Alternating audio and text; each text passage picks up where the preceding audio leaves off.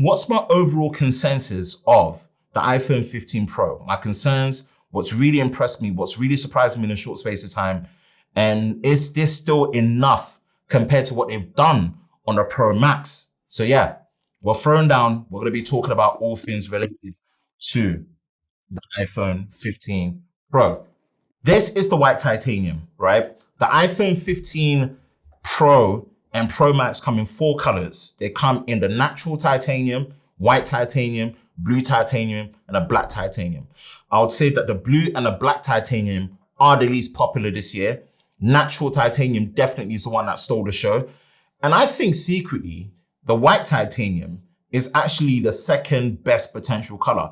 I can't speak for the other two when it comes to blue as well as the black. Obviously, the blue titanium is the one that I've ordered for the iPhone 15 Pro Max. That's going to come a bit later. Hopefully comes in time with the Pixel 8 Pro coming out, or Pixel 8 Pro being officially announced next week, Wednesday. But again, when that officially comes out, probably be after 1 week pre-order. So should be looking to do reviews and stuff around it. This is the iPhone 14 Pro in gold.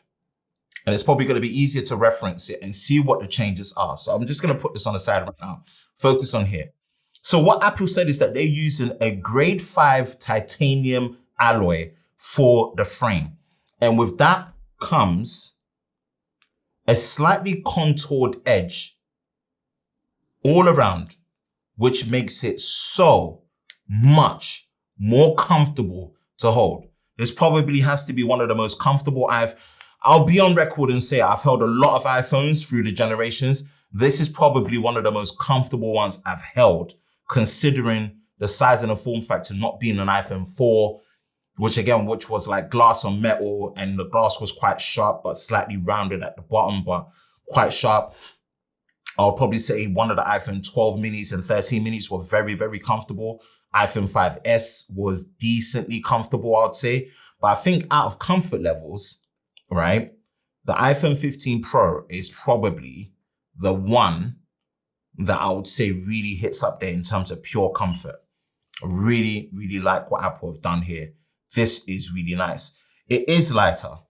But you see, the lightness is not just in pure weight reduction, but it's also weight distribution, in my opinion. I feel like how the weight is distributed, and I don't know whether it's because internally they've done the fusion, what they're saying with an internal fused aluminium subframe. I don't know whether that's what's helping it with the weight distribution, but it's not just a weight drop, but it's also a weight drop mixed with just a phone that feels much better distributed. Like you can really feel the heft on this one, which isn't a bad heft, but you feel it more because here, without a case, it's just cutting up your hands, like for real. These iPhones are razor sharp, proper cutting up your hands. And you don't really, it's almost like you get used to it, but this is cutting. Whereas this isn't. This is hella comfy. This feels like it's really pressing into your hands nicely. I honestly think Apple have done a really good job. Very, very slight change. It is using a next-gen material that is very hard to deal with by the looks of it in terms of, anodizing it, coating it in color. I think they're using a PVD coating from what they said. But this so far has really impressed me. The buttons feel perfect. One thing I love about iPhones is the fact that the power button on the right, or the side button as they call it, and the volume buttons are individual buttons, which I actually prefer individual buttons compared to a rocker, right? They're always symmetrical and adjacent to each other, which I really, really love. I love the convenience. And the introduction of the action button, right? What is the action button? Traditionally, what we've always come to know with iPhones is this mute switch toggle. Oh God, I don't want to do any of this name drop nonsense, right? Mute switch toggle, which as you can see, if you unlock it, takes it from silent to ring, silent to ring. That's all it's ever done. But this action button, right? I've mapped it to quick launch the camera, and it goes straight into the video mode. So even if I switch it to photo, if I go out, press and hold, it brings it straight into video. And the good thing about it, it behaves as a shutter. So if you press it, it starts recording. If you press it, it stops recording. Just that alone is a win. But the action button itself, if we go into settings, we come out, the action button itself has its own menu. And if you look at it, it is bespoke to the iPhone 15. So if we go here and we go down to January, you see that under Control Center, right? There's no action button on the 14 Pro, but you've got it here. And it opens up this overly engineered user interface. And it just looks cool, right? And obviously accessibility is there. No action. Why you would want to do that, Lord knows. And it doesn't even give a haptic feedback, which is great. Accessibility, you can choose it. Shortcuts, you can go through here, right? Flash and torch, as you can see, press and hold. It does that and gives a very, very nice haptic feedback. Voice memo, where you can go straight into voice memo, which is great. Camera is definitely my favorite. Focus modes, silent, which is obviously there by default as what comes. And shortcut is really good because obviously with shortcut, you can pretty much choose pretty much a slew of different things to open any app, right? Your favorite caller or contact, recently played music, new note. It's crazy. It's crazy. It is crazy. And it's impressive that it allows you to do that. But for me, I've thoroughly enjoyed having the ability to be able to go into the camera, pick which mode I want to go into, boom. And that is the action button. And because of the size of the iPhone 15 Pro, I feel like the action button is way more enjoyable. I can't speak yet for the 15 Pro Max, but I feel like for the 15 Pro Max, potentially, unless you have really, really big hands, right? Which I've got decent sized hands. You could just go here, bam, less hand gymnastics. So the overall design, as minor as it may seem, I think, even compared to Samsung's equivalent 6.1 inch flagship device, which is the Galaxy S23, sorry, right? Even compared to the S23 is fairly comfortable because it's got more of a rounded edge, but the sides here are still sharp enough. I would say Apple takes the cup here. And with the front display being slightly slimmer in terms of the bezels, it's really on par with what you're seeing from Samsung, with both having evenly symmetrical bezels. And when you look here, you can see that it's a huge, enough improvement for you to notice it side by side. Then you just get used to it. Then you appreciate for what it is. I think Apple personally, when it comes to the design of the iPhone 15 Pro, they've done a stellar job when it comes to the overall build and the design quality so far. I've not suffered any scratches or so, but I definitely recommend you get a case on this. But this is probably one of the first iPhones where it feels so comfortable without a case, you know, that you would be tempted not to. If so, get Apple Care. Make sure you get insurance on that bad boy, man. Get Apple Care. This is the overall fit and feel. Nice frosted finish at the back. This, yeah, I will say, you know what? For design on a Pro device, this is pretty much Apple at their best. This is Apple pretty much at their best. And I've got to give it to them. I'll be honest with you. Next year, they will be able to put the 5x zoom on the smaller one. Apple always do this, right? We go back. This is something they've always done. If you look at the iPhone 7 and iPhone 7 Plus, that was the case. If you look at the iPhone 8 Plus and iPhone 8, that was the case. Dual camera, single camera, dual camera, single camera. iPhone 10 was dual camera. 10X and 10X Max, dual cameras. iPhone 11 Pro, right? Both 11 Pro and 11 Pro Max both had triple cameras with a 2X zoom. When we got to the iPhone 12, with the 12 Pro, we got the 12 Pro with the 2X, 12 Pro Max with the 2.5X with a less aperture.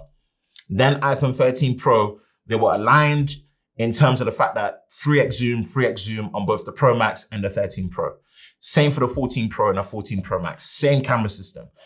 Big revolution comes with this new Tetra Prism 5x zoom lens with 100% focus pixels, f2.8, bigger aperture, 3D sensor shift stabilization with OIS, right? At the minute, it can only pretty much fit in the Pro Max. That's why the little Pro 6.1 inch didn't get it. But I promise you, next year they're gonna be able to put it, and it's gonna be all enjoyable, and we're not gonna have to stress out about picking a bigger and a smaller one. But you know what? I'll defend Apple because I think Apple are still one of only few people that genuinely, where they can, with both Pro models, whether it's Pro Max and Pro, they do their best to actually allow you to have the same experience. It's just the size, right?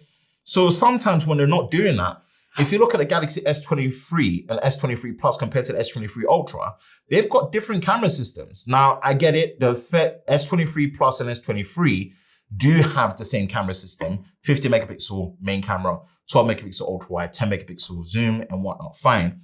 But I just feel like it's one of those where it's a shame we couldn't get the 5x zoom, but I think next year, the 16 series, the smaller one will have the 5x zoom, which I'll be very happy with. Because I'll be honest with you, as much as I love big phones, when it comes to iOS, I just still think iPhones behave well within that 6.1 to 6.2 inch size form factor. Obviously, this has 6.1 inches as well. That's what she said. Pause.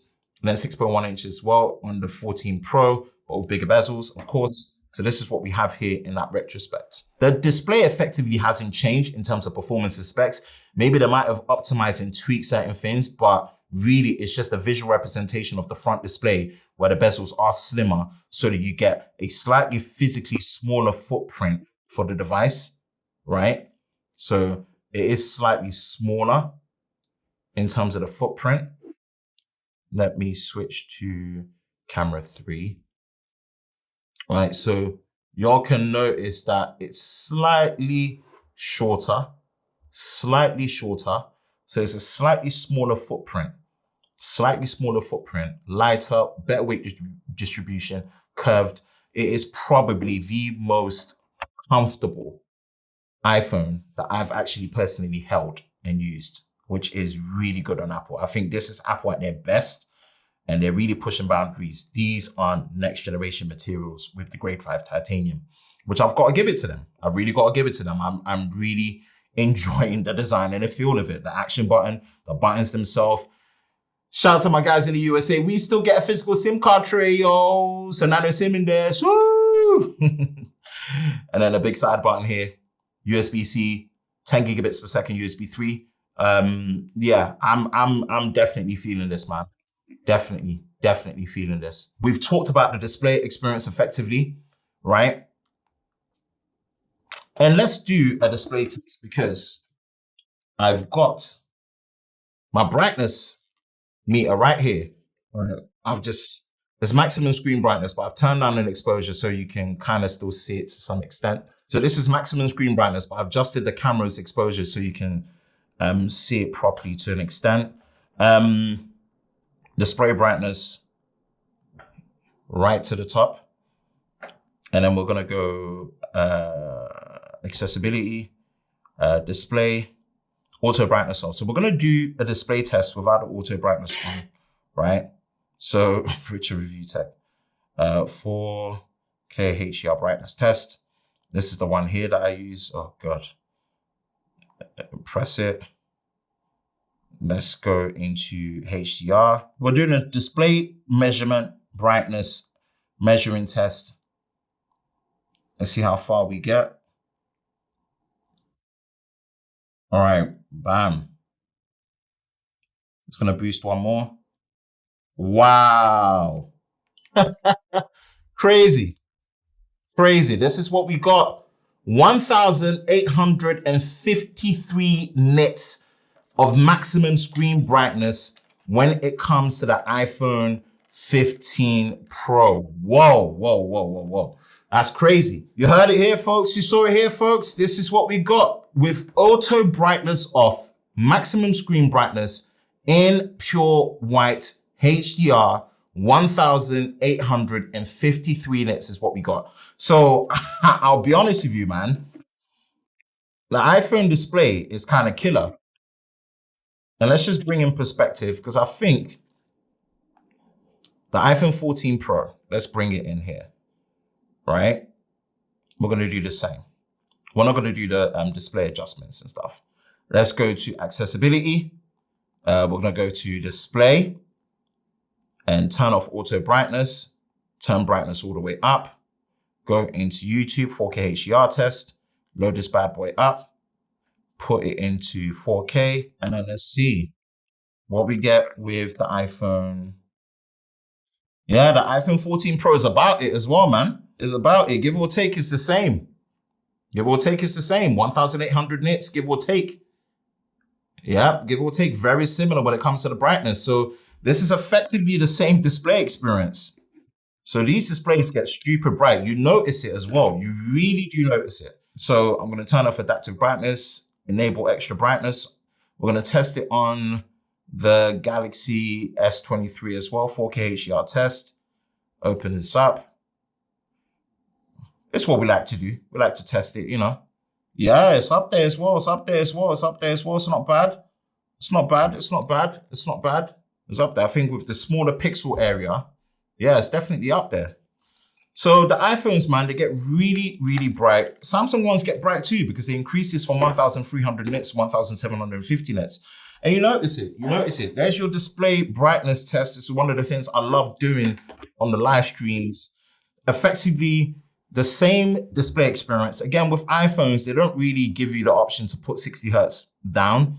Obviously, to do that, you go into motion, you can limit the frame rate, and it says that you can limit it to 60 FPS if you want to save more battery. Why do that? I don't know.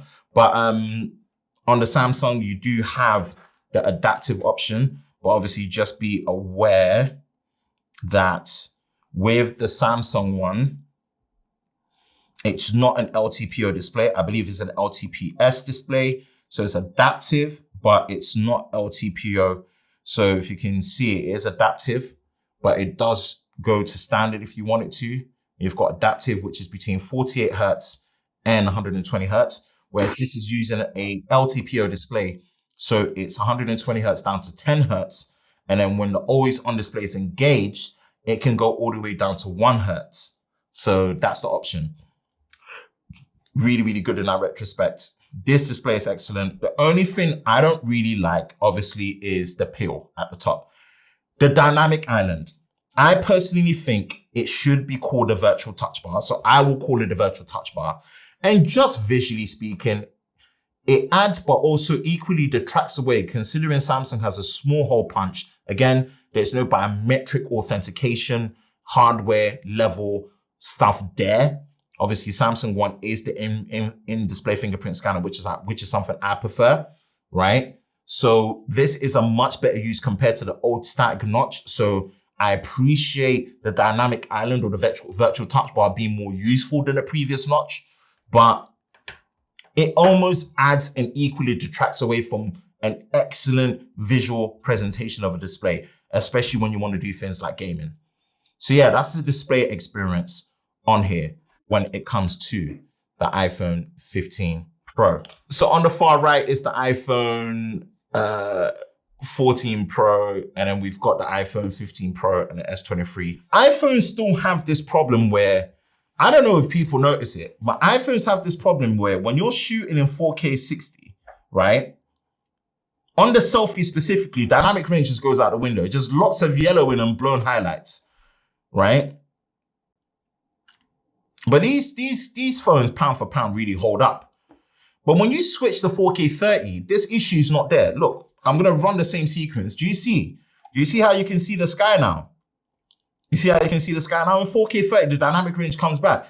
This has been a lifelong known issue on iPhones for days. So this is the video portrait mode. So all of them shoot in 4K now. Obviously, this was the case with the 14 Pro. This is the case with the upgrade of the S23. This is the case of the 15 Pro Max as well.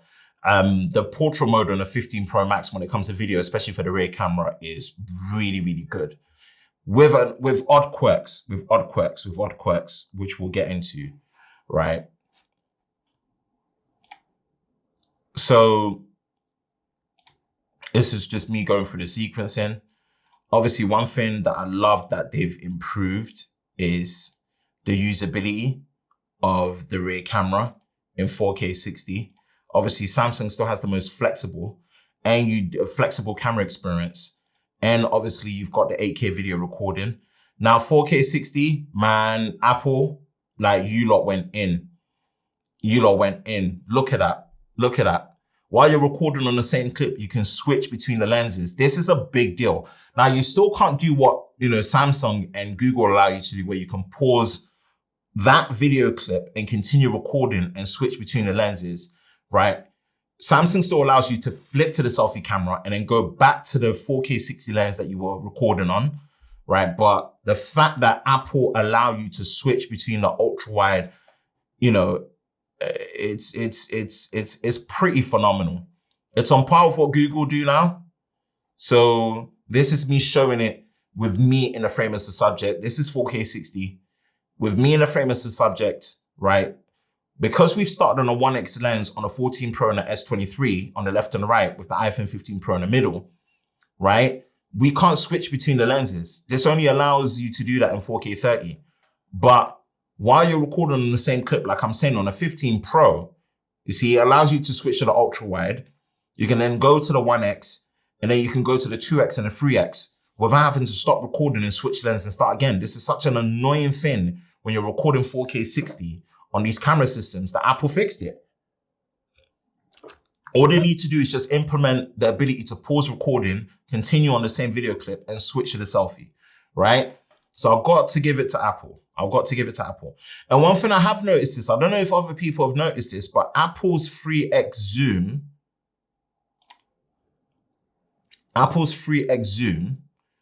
zooms in slightly further than the 3x zoom on the other two, and comparing it to the 3x zoom on the iPhone 14 Pro, it does zoom in further, right?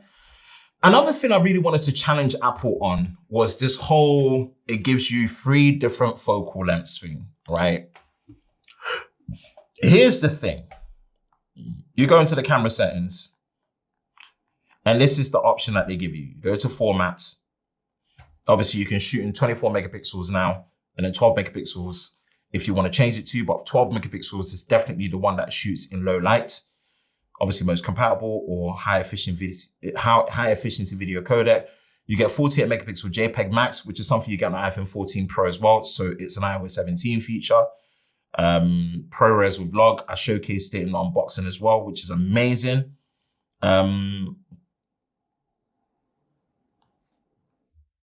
Where is the preserve settings? I'm trying to find where it is. Is it photographic styles? No, which we'll talk about that as well. Additional lenses. Apple, these are not additional lenses. Here's the thing where I don't want to call it an absolute gimmick, but it's halfway there.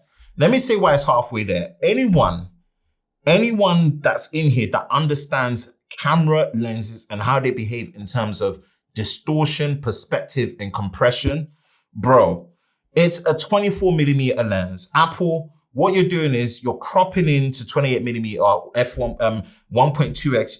It's how they've marketed it is wrong, right? It's a 1.2x crop with oversampling and still maintaining 24 megapixels. It's a 1.5x crop, oversampling and still maintaining the 24 megapixel quality, right? And then you can do the 2x center crop where it's 12 megapixels to give you optical lossless zoom. And then you switch to the 3x dedicated or the 5x dedicated, okay? It's not a 28mm lens. It doesn't somehow change the 24mm to 28mm or 35mm lens. It's to do with focal length, distortion, distance, and compression, right?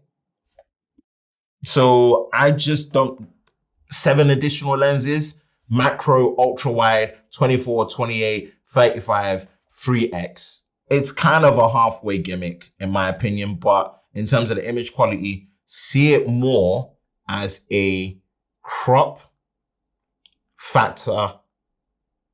See? 1.2. That's the real representation. The whole 28mm, 35mm, I'm sorry, nah. So iPhone's image processing in the high resolution pixel mode is really, really good. I've got to give them that. It's done really nice. And the fact that they've been able to take 24 megapixel images is really good as well without delay. Problem that we have with iPhones is the minimum focusing on the main camera lens is very, very poor. It's very poor. Apple needs to sort, I don't know why it's that bad, to the point where you do need, macro mode is very critical. I'll be honest with you, I've got to give it to Samsung. The minimum focusing on their main 50 megapixel sensor is really good, to the point where look how close I was able to get and create a natural background blur effect. The S23 lacks macro mode. Macro mode is only on the Ultra, right?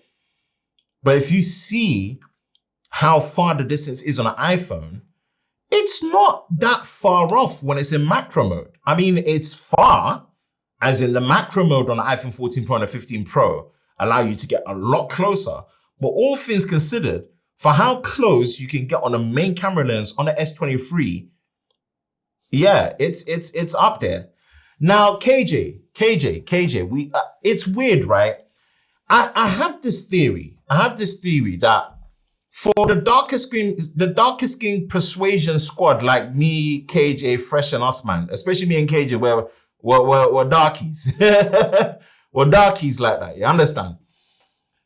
I feel like what we have to do is go in and change the photographic style. I might do a special video where I go through which photographic style works best for black people. I might do that because the standard iPhone profile is good. It's not, Pixel gets it right. Pixel gets it hella right. But I just feel like it's two things. Apple really does a great job with the color accuracy of objects like my jacket, jeans, and scenery. But then it just slightly overcooks the skin and just makes me a bit too dark. Look at my shade now in this. This is with correct white balancing, S-Cine tone from the A7S III. This is as color accurate to what my skin representation is. So this is where, although the scene in the S23 is slightly, on the orange or reddish side, like what you were saying, KJ, me personally, I prefer it as the lesser of the two evils if I don't have a Pixel. But I feel like with the iPhone, maybe, just maybe, for us darker skin persuasion people, we might have to try different photographic style to see which one rocks of our skin tone best. Because the photographic style, this is something that was introduced from the iPhone 13 Pro series. And I'm there thinking that maybe the standard just doesn't rock. Pixel's got us though. Fresh, you're not lying. Pixel's got us, but I think I might make a video. All in all, to say the camera, I will say I'm impressed. The stability in action mode has improved slightly enough where you notice it, which is kind of crazy. Obviously, it shoots it in 2.8K at 60 FPS. You can do it on all lenses, ultra wide 1x, 2 and 3, or ultra wide 1x and 3, right? Macro mode works in 4K 60 as well, which, as you can see, it keeps flagging up here. And just to show you that this is something that you don't get on the iPhone 14 Pro. So, yeah. So you can see it doesn't give you the macro option, whereas here you get the macro option, right? So macro now works on a video in 4K 60, whereas it doesn't on here. Just putting that out there. So that's another great addition.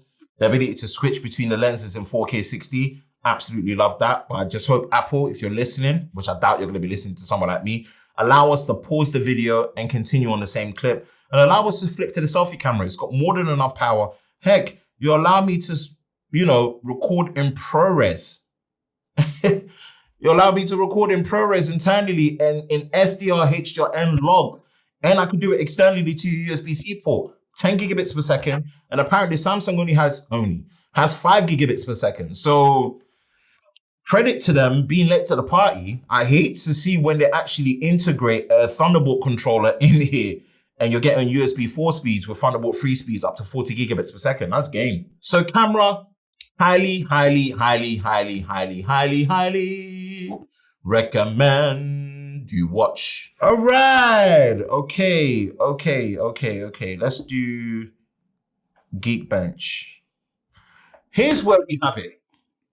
Happy to see that now we are on the specs and performance. Geekbench 5. iPhone 15 Pro running iOS 17.0.2.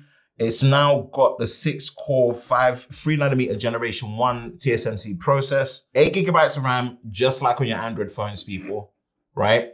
We love to see it. Well done, Apple. Although you don't really allow us to use multitasking, true multitasking with split screen and stuff anyway, I appreciate more RAM. It makes it better value, better longevity, right? If we do CPU, let's run a benchmark. 2,867 single core. Damn. Whoa. Jeez. That's an extra 900 points. I wasn't expecting that. Even a multi-core, that's like an extra 2 Gs. Sheesh. Okay. All right, Apple. All right. Okay. Sheesh. The cheek test. Cheeky? Yeah, I mean, man, I don't know. I just hope I don't suffer no overheating issues, man, but it's been blessed for me. It's been blessed, so I can't complain. Asphalt. You know, it is traditional asphalt. Again, I'm the peasant. We ain't getting no Resident Evil copy in here. Obviously, the main benefit of the A17 Pro is the fact that you do have the hardware-based ray tracing that's in there as well. I know iPhone Doe, Farouk, was saying something about Instagram not being friendly, and it just really does a number on just overheating the phone for some reason. And I think that's an iOS 17 issue. Apparently, jeez. All right, I'm feeling this.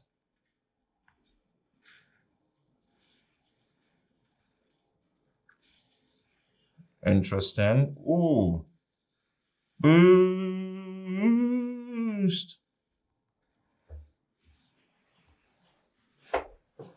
Crazy. Let's switch to the top down. Okay. We'll do 2 more rounds. I don't know, man. I don't know. It still feels comfortable to hold. I'm using it without a case. We're playing Asphalt. You know, however graphically demanding you think this game is or not, I mean, it's entirely subjective. I'm not really a mobile phone gamer in that sense, but I like Asphalt because obviously it's easy to get into, it's easy to play. I like cars, so I mean, yeah, just, you know, it's cooking. Interesting. There we go. So yeah, I'm not suffering from overheating. And the performance, I've showcased it live. I've done my cheek test, which is my thermometer. Nah, the performance has literally been smooth, honestly. And I notice it a lot more when it comes to the camera UI. This has got to be just the smoothest camera UI interface I've used. Look, it's just butter. No hiccups, nowhere. This finished, like this camera UI, slick ASF. And if I compare it to the iPhone 14 Pro, I mean, it wasn't slow, but you see, look, it's not hesitation, but it's fast. It's fast, but like, yo, this one here, it just bang, bang, bang, bang, bang, bang. Slick. It's just slick. So, I don't know, man. I can only speak for myself, but this 15 Pro, when it comes to, you know, performance management and everything, it's been really good. it's been really good. Last is the battery life. And if I go through what I've been experiencing with the battery, again, as stated, I've only had this from Sunday, hence why this is a 72 hours later review, right? Not a full review, but it's my initial review 72 hours later. It's tradition. It's something I love to do, especially by then, once I've done a camera comparison, I'm confident enough to give you my 2 cents when it comes to how the device behaves and stuff, right? We go to battery and charging. We've got it on optimized charging, as we do. There's an 80% limit version now option that is there, which is really great to see. So like the protect battery feature that you get on Samsung, which is 85%. Battery health is 100% capacity, as I would expect it to. Last 5 days, again, you're only seeing the metric from Sunday, because I've only been using it since Sunday. Sunday, Monday, Tuesday, technically we are in Wednesday in the UK. Ahsoka's live. Here's where we have it here. On a Sunday, screen on time, right? Just under 5.5 hours. Idle time is an hour and a half. As you can see, caning the camera. So I feel like the camera with ProRes recording, the amount of video recording that we're doing, we've really pushed this iPhone 15. That and Instagram, well, I'm always on Instagram. You can see it right there next to YouTube, background activity and stuff. This is what we're getting. Now, the next day, which was Monday, right? We ended up getting 4.5 hours of screen on time. Again, Mondays when we're really pushing it, doing a camera comparison, and it was really, we were really pushing it. You watched my in-depth camera comparison there. It was a sunny to warm day. We were really pushing it. I did not have any overheating issues, which I'm grateful for. I just hasn't, and we had less idle time, right? We really pushed this. We really, really pushed this. This was really pushed yesterday. Obviously today we've had a lighter day. We've not opened the camera. We've not touched the camera at all. It's a lighter day. And when we start the stream from when it was charged up, when we started the stream today, the stream, we were on about 76% battery. So it gives context in retrospect. And this is where we are right now. This is the battery. Now, again, we still have 20 watts wired charging. And obviously we've got a MagSafe 15 and so many other stuff. But we didn't get the 35 watts that the claimed leakers were saying. This is the thing, man. Always manage your expectations when it comes to leaks and rumors. They were saying a 6x zoom lens ended up being a 5x. Lord have mercy. So that's been my battery life experience on iPhone 15 Pro. So far, so good. I think definitively by a week, I will have a better idea. But battery has been good. Battery has actually been good. Good to okay, I would say. Good to okay. Charging, it's an absolute myth. 20 watts ain't cutting it. 45 watts is where we need to be at. 65 watts is where you want to be at, right? And then 65 watts is where we want. And the overall experience of iOS, I'll be honest with you, iOS is the same cake. I don't even tell me what's new with iOS 17. I don't even know. Like, the snitch drop feature, the same name drop, the snitch drop feature. Ooh, vibrate. How exciting. Anyway, yeah, it's iOS 17. It's iOS at the end of the day. I'm the Android guy that prefers using the Android features, especially when it comes to multitasking and true multitasking with split screen. And people that say it's not useful, that's on you. But it's useful to me. I use it all the time, especially when on my foldable. That is it pretty much right now. What's my initial verdict? I hate to admit this, but I think this iPhone 15 Pro specifically, I don't know about the 15 Pro Max, that deserves its own treatment. But I think this iPhone 15 Pro might be one of my favorite iPhones added to the list next to the iPhone 4, iPhone 5S, iPhone 6S, and 6S Plus. I would say 6S Plus more. 12 mini, 13 mini, 15 Pro. Yeah, wow. This is Apple at their best. Doesn't mean this is.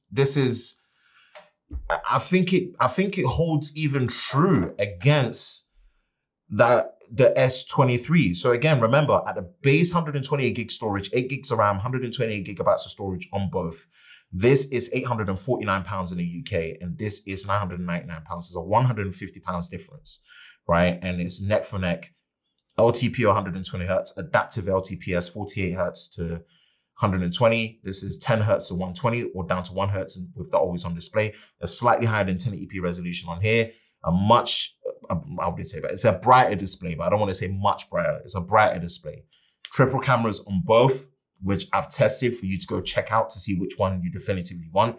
Much improved, better video overall, but I will say that because you've got usable 4K video where you're able to switch between all the lenses to the selfie, pause recording, take pictures and do all of that stuff, and usable 8K video, this is no slouch as well in its own right, but Apple really done a good job when it comes to collectively what you can do here with video.